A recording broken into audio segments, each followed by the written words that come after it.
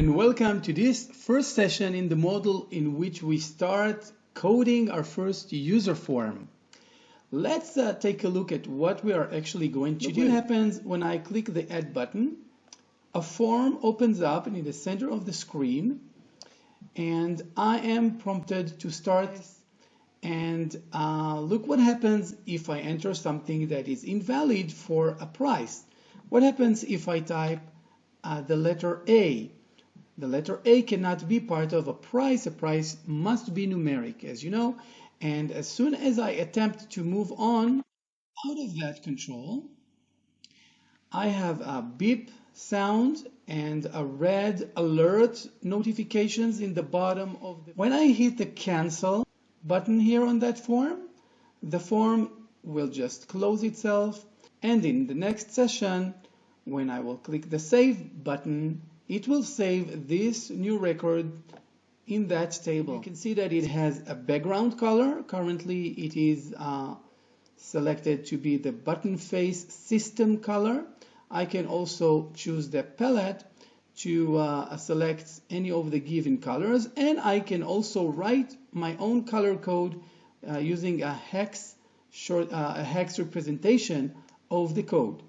Let me show you a little bit how this works, because you may want to design your own colors or brand based on the colors of your customer's brand. So let's jump here, and I select them all either with a Control key held down, and then I click to select all of the controls within this frame, or I can just drag this box around the controls that I want selected, and they will be selected.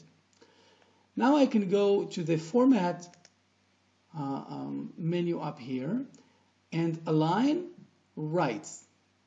As you can see, it shows me that it will align everything to the right. And now the save button is kind of the main button that we want to draw attention of the user to. So let's give it a background color of, let's select this color maybe. If we set the default to be true, then this control will be associated with the enter on the keyboard. So whenever the user clicks enter while working with the form, then it will simulate a click on this button.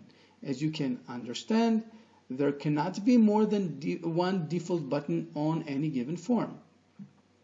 And the cancel, we want to associate that with the escape key on the keyboard. Adjust the form so that these strips are exactly in the bottom of the form, just like that. That's it.